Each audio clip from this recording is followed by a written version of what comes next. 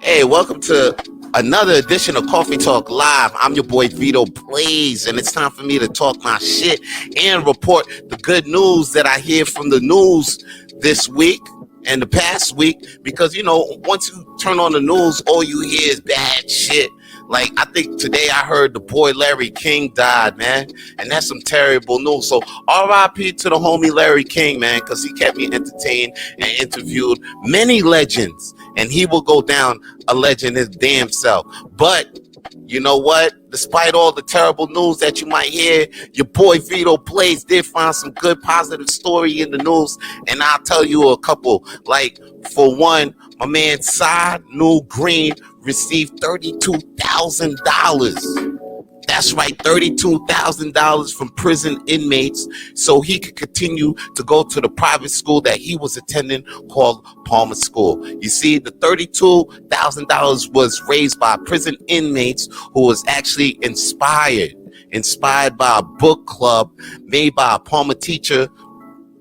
And he made prisoners and students will meet up on the regularly, and they will chat about books that they had read throughout that program. And some prisoners decide to raise money for Cy Green, who was about to get his ass kicked out of Palmer School, right? Because he wasn't able to pay.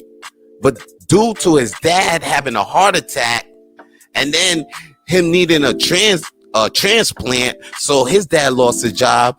Then his mom got into a car accident and then impaired her vision. Her vision got impaired and lost her job. So Cy Green couldn't pay to go to high school no more. But these prison inmates got inspired through a book club and said, yo, we gonna help this little nigga Cy Green out and put him through school. And they raised $32,000 so he could fucking get out of the shambles that he was in and go to high school. Now, you see how these inmates, motherfuckers was armed robbers. Motherfuckers end up with doing petty crimes. I mean, one time I did a petty crime. I got caught for stealing money out of fountain. And you see my life kind of turn around because I'm here doing this coffee talk. And now they sort of turn around and help this kid go to school, save up the little money that they was got by working in prison. Damn, that shit's beautiful. So I hope that inspires you to go do something beautiful your damn self. Now, the next story I would like to report on is about discovery. For all you Dora the Explorer motherfuckers out there that like discoveries, because I like discoveries too. You know what I'm saying? It's crazy how we in this world and people always think that, yo, you can't find out new shit, but people find out new shit damn near every day. And this motherfucker, Mike Bauer, actually found a rock, right? And it was like near, it was a rock, and then he cut it open. Once he cut it open, he found out that shit looked like Cookie Monster. The shit was blue and had white eyes and it had a pink quartz inside for a mouth. And that shit looked like Cookie Monster. And now people want $10,000 for that shit, man. So you never know what you can find in this world, and you never know what can bring value to you. And so don't be afraid to show what you got, because you never know what value you can bring to the world. That makes me want to talk about my coffee talk I was talking about the other day, yo. I was talking about low views because a lot of people, you know, just like me, they do these Facebook lives, they do their Instagram lives, and they might get discouraged because they might see the low views and the little views, and they be like, oh man, not a lot of people are watching me. Well, I'm here to tell you to keep going, because you never know who you inspire despite the low views. I mean, Martin Luther King had 1 million followers, no Instagram. And he went out not knowing he inspired billions. So even though you might see those low views, you are still getting viewed by the people who deserve to view you. And trust me, your time will grow. You just keep putting the time in, you'll get viewed the way you want to get viewed in time, in due time. Speaking of time, it's time for me to introduce my next guest, my only guest. I said the next guest, like I had peoples before, but now I got one person now. I want to introduce a guest a comedian that's been traveling all around this motherfucking nation, Canada, US, and he plans to travel around the motherfucking world. You can see it in his eyes. As soon as this guy comes on the screen, you can see the hunger in his eyes. All right. I met this guy a while back, and since then, you know, we've been chit-chatting back and forth, and we've been meeting up from time to time, growing with each other in our careers. And right now, without any further ado, it's time to introduce comedian Mr. Eric Johnston. Let me bring Eric Johnston to the stage. Mr. Eric J. Hey, Mr. Eric John, how you doing today? Good morning, Coffee Tawlk, my favorite day of the week. All right. Here's the thing: I got a black background with a black turtleneck on. I look like the cover of Vibe magazine, Death Row Records. Like, look at this shit. I look like son. Like I got the chain over. I wasn't planning this; it just happened. Yo, it really looked like you got down like you and Suge and Tupac was. That's what like I'm saying. I'm not gonna run anybody over with my car, though. My insurance is high enough already. Yo, you really look like you was missing on that photo shoot. I'm gonna take a pic after this podcast, and then I'm gonna Photoshop it into the Death Row Records. Yo, for real, son, that will go hit, yo. Well, I'm really glad you're in this show. I was just saying before that, that you've been, before, you know, this pandemic hit, you know what I mean, and it's COVID, everybody got sitting inside. Some places. We're up north, so like most of us got curfews and shit. We gotta be in the house before 8 p.m. But before all of this, before all of this, you know what I'm saying? Remember in those days when you was traveling and all that? Let's bring you back in those days. My man, what was your favorite venue to perform in as of today? I've been a lot of places. I love in Canada, like kind of I think my two favorite clubs in Canada to do, and it's very diplomatic to be like, well, I love all of them. I really do love all of them. I do love all of them, and I'm going to appreciate them even more when this is over. But I think my two favorite clubs in the country are Absolute Comedy in Ottawa and Heckler's Comedy Club in Victoria, BC. Those are my had some of the best shows in my life in those rooms. I've done some of the best work of my life in those rooms. I've had some of the most fun in my life in those rooms. Made some of the most money. You know what I mean? Are those large venues or? Yeah, well, like what's the cap in Ottawa? It's probably like 250. And then before the pandemic, it was like 8 shows of 250 a night. Of 8, every show was always sold out in Ottawa. Something about Ottawa, they love comedy. I think because they all work in that like government stuffy environment that when they want to go out but they don't want to go to a dance club, they're like, let's go to the comedy club. And Absolute Comedy Ottawa is always packed, always so fun. Audiences drink, but they don't get too drunk because they work for the government, so they're afraid to mess up. Okay. And they're intelligent. They get a lot of references. They have a lot of perspective. Are their phones closed on? Yeah, man. It's a very polite city. Like the biggest thing you'll notice when you're walking around downtown Ottawa is how quiet it is. Yeah. You'll see people everywhere, but nobody's yelling. There's no sirens. It's just like people going to do their thing, get a coffee, talk. It gets boring. Like, I don't know if I would live in Ottawa. Like, I'm like a city, Hamilton, like Toronto guy. Like I'm comfortable in that chaos. I'm comfortable in that like New York City, like sirens and people running and there's a crazy guy on the corner. That's kind of the place I kind of grew up in. Right. In Hamilton, obviously the Canadian smaller version of that. But yeah, I like Ottawa. Victoria is the same thing. I love Van because that's where I started in Vancouver. I love going back there. And I love Montreal. And I know it's funny because, I'm going to say that before on the show, but the biggest thing I love about Montreal is, I've had some great shows there, but I've had even better hangs with comics in Montreal. Like how we met, like how the comics in everywhere else in the country. And I'm sure every scene you know, and including Montreal has their little fights and their problems and their bullshit. And, you know, everyone's, you know, I'm banned from that show because I talked to that guy. And like everyone has that. Every scene has that. But for the most part, I'd say in Montreal, when the show's over, all the comics just stand around and shoot the shit, which is one of my favorite things to do in the world. Standing around with comics shooting the shit is one of my favorite things to do. So, yeah, man, I love it. The networking vibe is real out here. Yeah. Well, in terms of like, you know, the after party vibe over here is real. Like once the show is done, you know, people feel like, you know, the show just started. Us comedians, yeah, exactly. Yeah, where our work's done, now we can have fun. Right. But yeah, I don't know. I love Chicago. I was doing a lot of work in Chicago before the pandemic hit, and I truly do love it a lot. And I love Chicago mix. Like, you ever had Chicago mix popcorn? Yes. My only problem with Chicago mix popcorn is I can't get it to my face fast enough. I'm just eating it like I'm like, oh my god. Yo, yeah. But go ahead. Like, Chicago is dope. Besides their food. Yeah, Chicago's cool, man. Chicago feels like a really fun Canadian city, if that makes sense.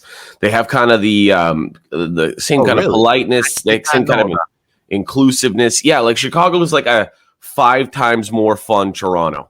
Really? And it's a bar, it's a drinking town, so every corner's got a bar on it, and everyone, like, when you meet up with comics, that sounds like my kind of town. I think I might move into something like that. I was actually looking to move to Chicago before all this happened. God, I've got a whole like separate career in Chicago. Like I was like, I could go like I'm like a man that, you know, you hear those guys from like the mafia or whatever. They have like a whole separate family in like Jupiter, Florida, with like a wife and 2 kids that they see and they split the time. A whole nother life up in Chicago and shit, yo. Yeah. I kind of felt like that with the Chicago, yeah. Speaking of lives, like, your life is comedy, and I was watching Eddie Murphy Raw. I actually saw Eddie Murphy's Raw for the first time last week. You know, I sat down, because I saw Delirious, but I didn't see Raw. Yeah, and it was on Netflix, and I was like, I gotta see this. It's a necessity, you know. It's a necessary comedy evil. Yeah, and I was like, and then I'm looking at it, and I'm like, oh shit! Now I see why Eddie is Eddie. Like, that shit was pretty. That shit was fucking immaculate. And then I'm watching the intro to it, and it starts off with him, showing, you know, like he told a joke in front of his family. I don't know if you've seen this. And then that's when he started to jump into comedy. That's what it looked like from this intro. And I'm gonna ask you, you know, what made you start, you know, comedy. But before you go on, you know, a couple comedians, they get uncomfortable with this question, or they don't like hearing this shit because they be like, why you ask me why I start this thing? You know, I'm funny already. But it's because, you know, people want to know what made you take that jump, you know, because in stand up, you know, you give it all you got, you share all you got, just all you want in one take, and, you know, you're doing all you can. You make people laugh. And that's one of the best pleasures in the world, besides getting an orgasm. You know, people want to have fucking bust a nut, and people want to laugh, and you're not making people bust nuts, you're making people laugh, and that's dope, and you're getting paid for that shit. So people want to know, you know what I'm saying, how you, like, what was the moment that made you take that step that gave you the self-esteem to be like, yo, I'm gonna grab the mic for the first time? Yeah. Okay. Well, I'll make a long story short. In every single one of these, you know, podcasts I do, I end up somehow talking about my dad. Obviously, people talk about how their influences, and I think if you know me, and you and I have talked before, and if you have been on social media, I think it's pretty clear that my dad was one of my biggest influences. Right. Him being a professional wrestler. Now, my dad was the funniest person I've ever met in my entire life, and not just me. Like, I know it's easy to say that, like, oh, my dad's funny. It's like, no. I have like random people who like were at a bar once with my dad, and were like, that guy was hilarious. He was he was so funny. He was so quick. My dad was almost kind of like almost like a Don Rickles type. Like he was quick and had something for everybody. He called nobody by their first name. Everybody had a nickname, and the nicknames were not just like Smelly or like Tiny. Right. They were like specific, super funny, personalized nicknames. There was that, and my dad was also, on top of being a professional wrestler, he was an actor, and he did a TV show in the 1970s and 1980s. He was what's called a day player. A day player is not like a main character. He just comes in and does different sketches and stuff on a TV show called Bizarre, which I'll send you the link for.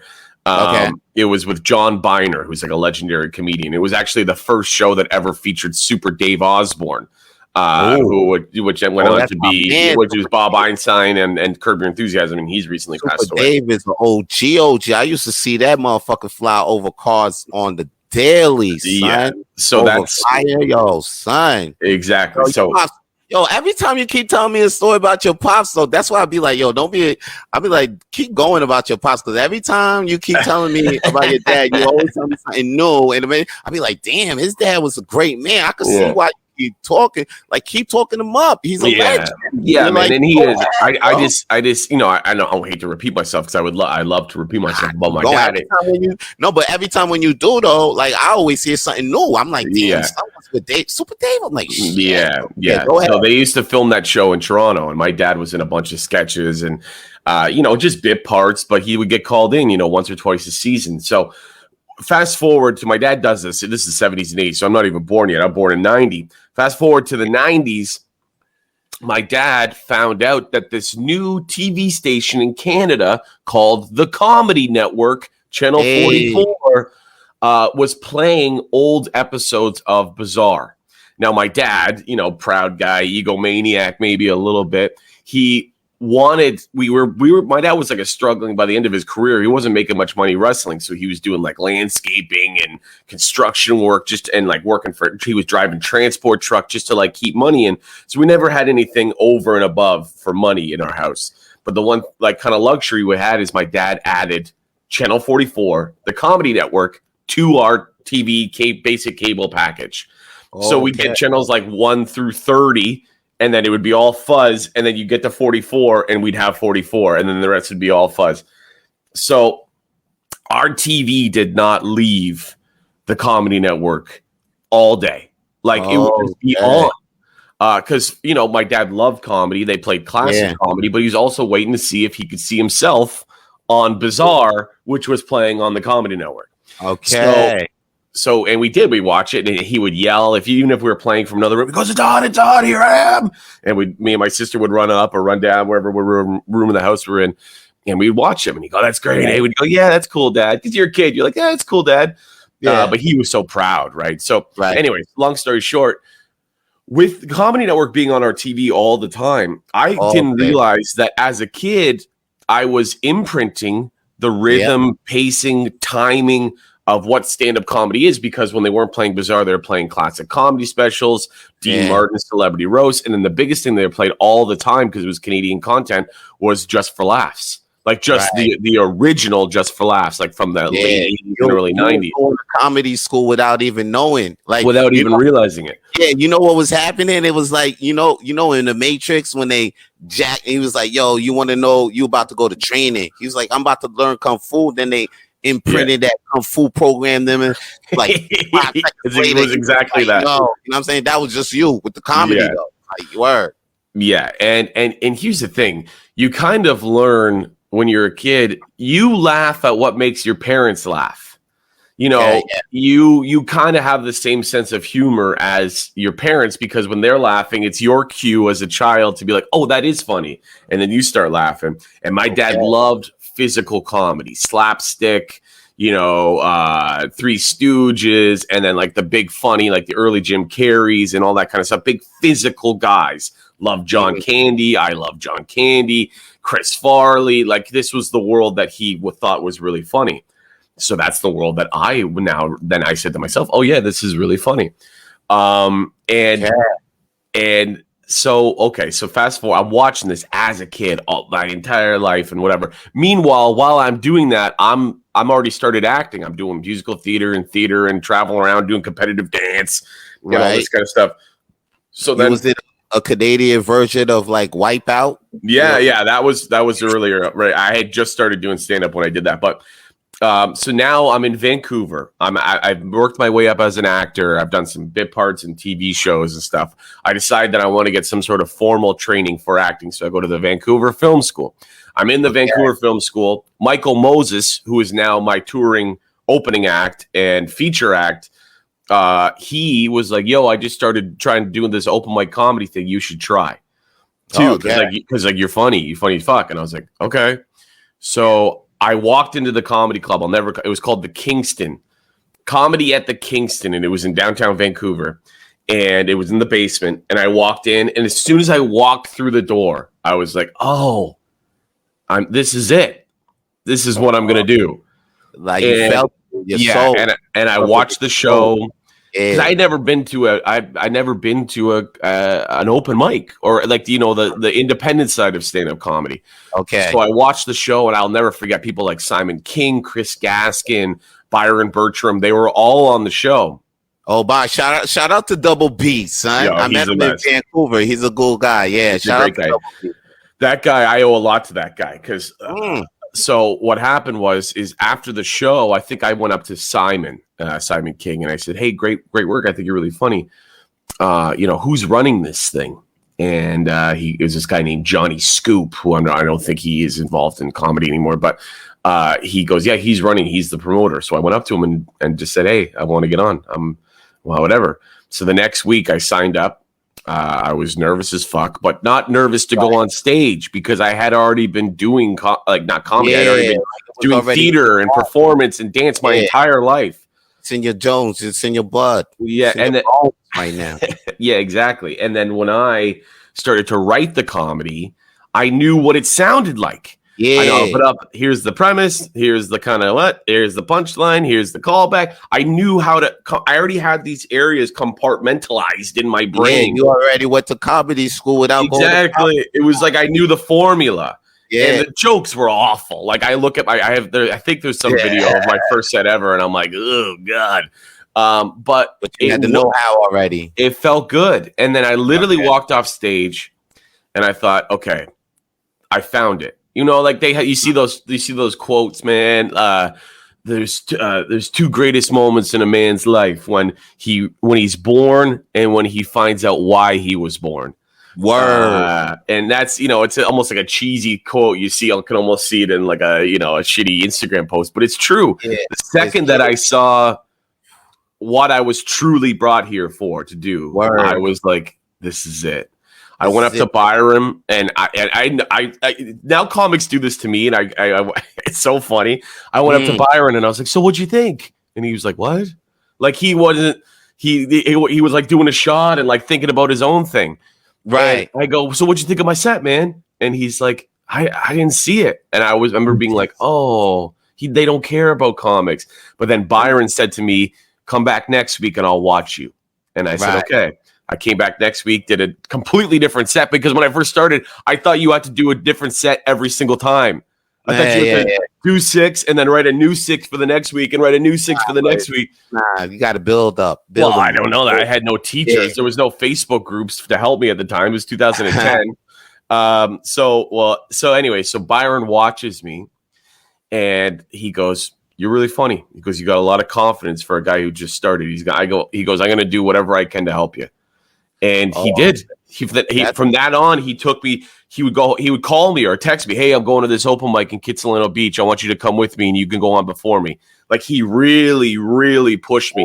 Every time I see Byron, or anytime Byron shares something, or Byron's doing something, I share it. When I was there on my last tour, I was like, "Yo, no disrespect, but I'm headlining, and if I would like you to open, it was like a full circle moment." He could headline me for days, but it was just kind of like I wanted that moment, and I was like, "Hey man, I would love for you to open for me." And he looked at me, he's like, "Of course, man, I love it. Where are we going? What time is it?" You know what I mean? Yeah, so Byron's a cool guy, man. When I met him, he had a generally good vibe because I was out there doing some open mics, and then I stumbled to him quite mad shows. Byron was just at a lot of shows that I was doing, and then me and him just got a good vibe, and like, yeah, we did a couple of shows together. So yeah, Byron, shout out to Byron Burchamp. Again, Vancouver comic, giving out advice to you that time, and thanks for making a long story short. That was still pretty long, but it goes a lot longer. Right. And speaking of advice, because, you know, throughout your career, like I said, you're making people laugh. You're not standing. You're not standing behind a glory hole. You know what I'm saying? You're doing a fucking making people laugh and shit. And throughout your career, like you said, like you giving advice, people gave you advice, you giving advice. And, you know, the best advice I got to this day is you got to lick it before you stick it. Okay. That's good. No. But really, the best advice I got. Is that a weed thing? I don't smoke weed. I don't know what's going on. Nah. It's actually a pussy thing. You got to lick. Lick it before. Oh, I see. Yeah, you gotta lick it before you stick it. I'm a good Christian boy, and I'm still not fully awake yet. Right. But no, the best advice I got to this day is actually from you, my G. You actually told me. Matter of fact, let me tell the story. I'll try to make this short. Let me tell the story. What led up to this advice? You told me to stay in the water. You know what I'm saying? No matter what happens, you know, stay in the water. And this is what happened when you told me this, because it was after I think I was 2 years in comedy. But then I was on a wave where, you know, I was doing funny. But then it was like after a week and a half, I was doing a couple sets and I didn't feel I was a funny guy anymore. And then, you know what I'm saying? I just messaged you, my OG. You know what I'm saying? I was like, yo, B, I ain't feeling funny no more. And I was feeling pretty unsure of myself. And then you told me, like, the entertainment business is like, you know, the water, you know, it's like surfing. It's like, you know, it comes big waves and then there's little waves while you riding, you know what I'm saying? But it's important that you stay in the water. Don't take yourself out, because the minute you take yourself out, you know, you ain't going to be used to things. And then when you get back in the water, it's going to be harder to catch them waves. So just stay in the water. And then once you told me that gave me, like, I was like, okay, I'm just because you told me, like, eventually you're funny. You know what I'm saying? Like, you was like, yo, when I hear you talk, I just laugh. So it's going to work out. You know, it's like, it's going to work out for you. And I was like, word, man. So I just got up. I was like, even though I got these shitty jokes and all, I just got up there and just told them from then on. And then after that, you know, and then I just peeped it. It was like, yeah, it's the waves, man. And then I caught a big wave after that. You know what I'm saying? I caught a humongous wave right after that. And then I'm actually waiting for the little wave now. I'm like, damn, I can't wait to get over this. I'm working too hard.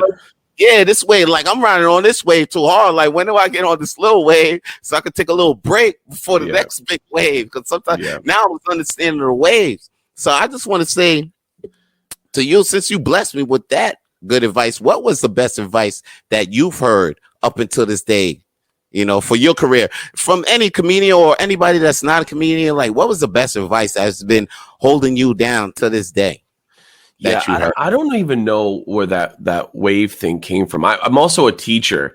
I teach private acting lessons, and I was saying that the idea of the wave to my students, one of my students, and the water.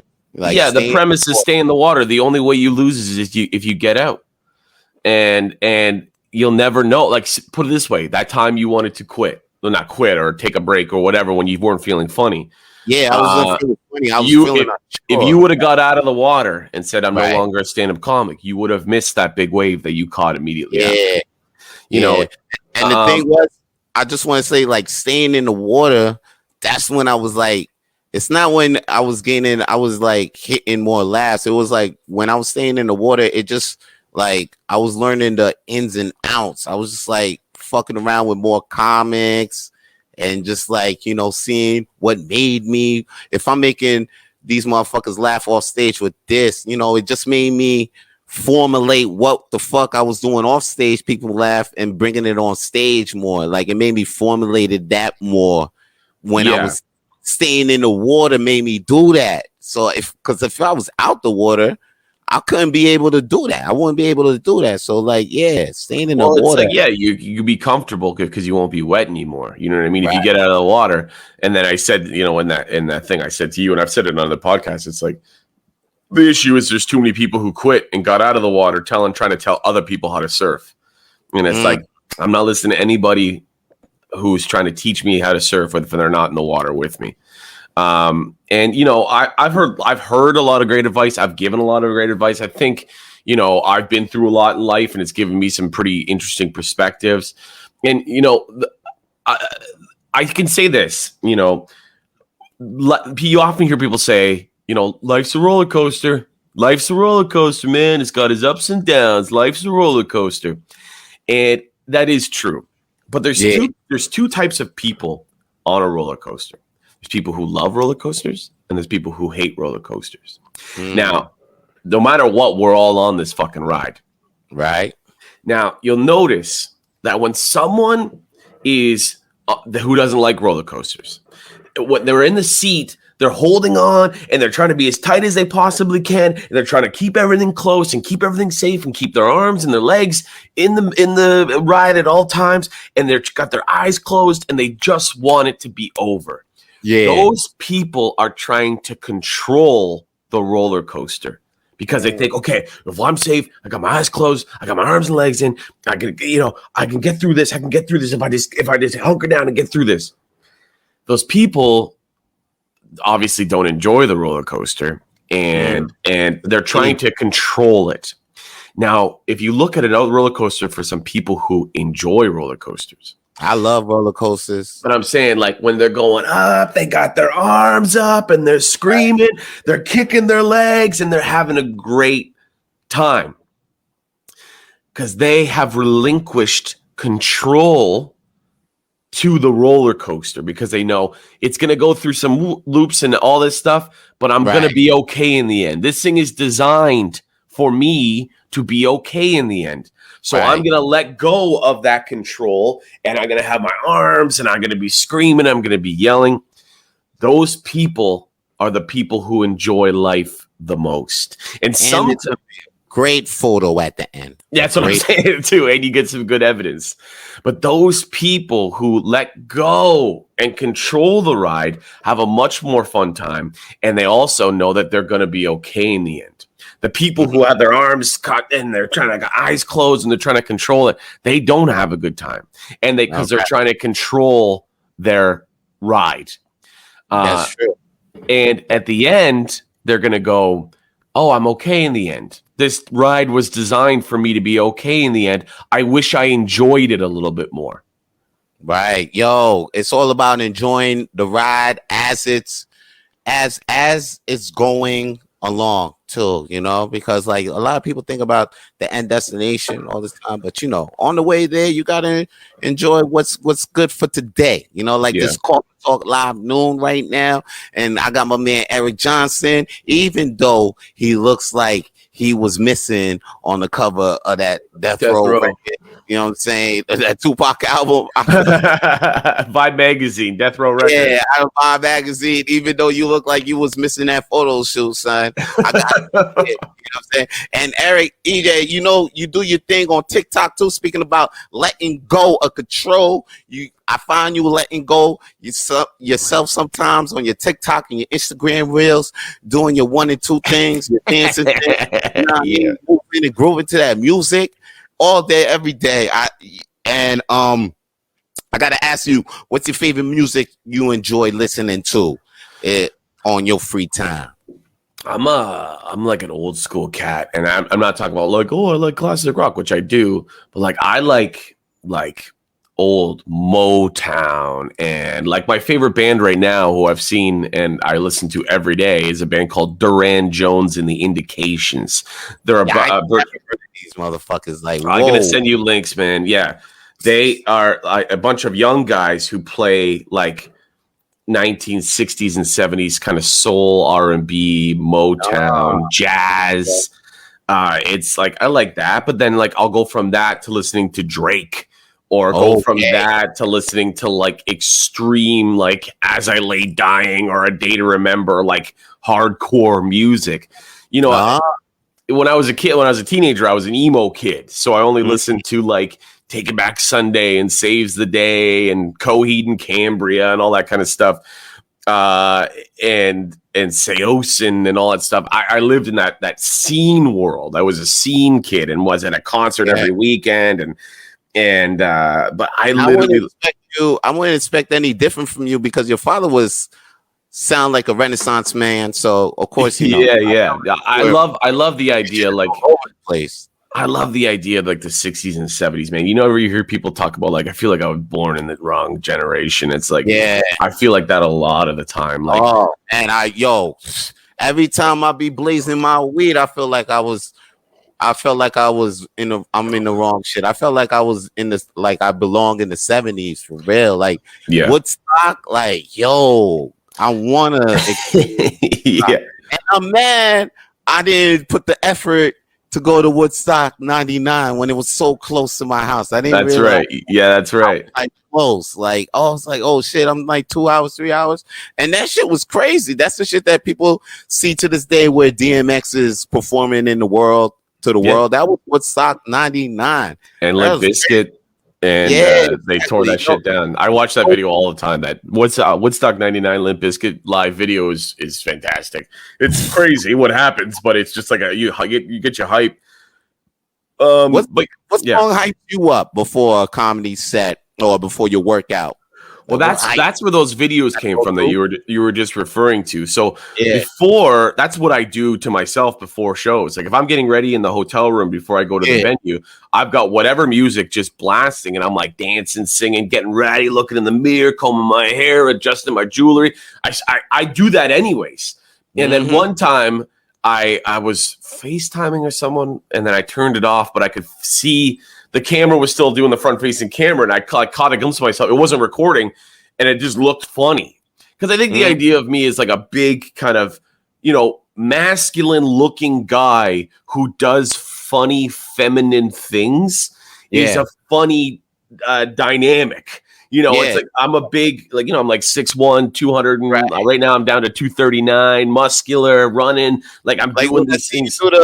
When I see you do the motherfucking cream and cucumber shit with your like this guy, it's crazy. So. Yeah, and then you see this big guy like dancing or singing or like doing face masks with his sister. It's unexpected, so it's funny. And I just thought I just put one up just as a joke, and then it like took off. Like all these people are like, I look forward to your dancing videos, and I needed that so much today, and I needed this, and you're so free, and you're so, you're so careless, and about other people's opinions and all this stuff. And I'm like, I don't give a fuck. To create a style, I put this on my Instagram recently. To create a style, you have to be unapologetic about your choices. So whatever you do, if I'm going to put a dancing video up, I'm going to put 10 of them up and be unapologetic about it and have people share it. And like that, if I'm going to dress a certain way, like I dress very uniquely with, leather jackets and the floral shirts and suede boots and the jewelry. I'm unapologetic about that. And eventually so much so that, I'll hear someone chirping me or saying, look at the guy wears more jewelry than my wife or whatever. Then these same guys come out to me like, yo, so do you buy that jewelry or did you inherit it? Because I'm looking at getting myself a ring. People want to now, when you're so unapologetic about it, they're like, that is kind of cool. I want to try that. I have guys message me all the time. Yo, where'd you get that shirt? I just, again, it goes back to that kind of old school 70s, 80s, 60s, 70s, 80s feel, being unapologetic about it, the type of music that I listen to. Right. I live in that world. I'm just like, nah, this is who I am. Either come in or don't, you're welcome to come in. Doors always open. But if I feel like you're going to either make fun of me or not appreciate me for who I am, I just go, okay, doors closed. See you later. And I just kind of move on.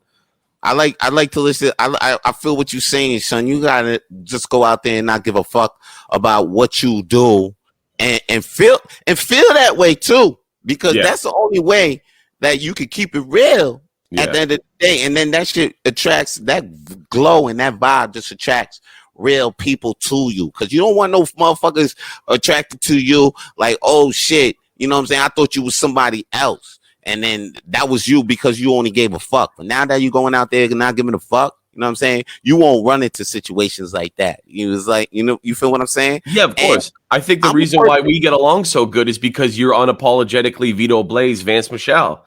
Right. When I saw you shooting the shit up front of the open mic, whatever one we met at or whatever, you were you. And it was a bunch of comics, because I was the headliner or whatever. Right, and guys coming up to me with that fake. I've been around for 10 years. I can tell when someone's trying to, fake be nice to me, or they're trying to like work one of their jokes into conversation to see if I'll laugh at it. So they think like I know how all these young comics move. Right, and then you were just there smoking, didn't give a fuck, waited, like we're polite, waited till there was like an opening to come talk to me. And then you're like, yo, my name's Vance. I think you're really funny, blah, blah, blah, blah. And then we just started talking about other shit, like just completely. We were talking about what Vito Blaze would talk about, not what a young comic would talk about. Yeah, so, and I went, this guy's good. Plus the way you speak, with that New York, style. And you haven't abandoned that since you've been in Canada, which I think will set you apart massively, because you hear, when we look at you and hear you speak, you look like, your neighborhood. You're unapologetically your neighborhood and where you came up from. Shout out to Spring Valley. Spring Valley, New York. There you go. Spring Valley, New York. And shout them out. You know what I'm saying? That's where I grew up. I spent damn near all my life up in that bitch. That's what I'm saying. So people can see that. Obviously you can tell you have a New York accent. I think that's very clear.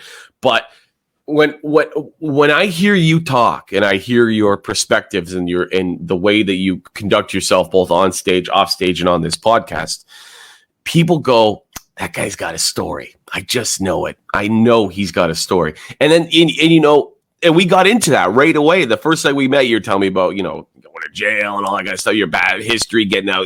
You told me all this stuff, and I was like, I knew he had a fucking story. I knew it. I had a little book in my pocket. You know what I mean? Yeah. I'm feeling that you get hyped to Limp Bizkit, though, before you go on stage, man, because I kind of get hyped a little bit, too. There's this Rock versus Stone Cold promo that they use for WrestleMania 17. That's the one I showed you.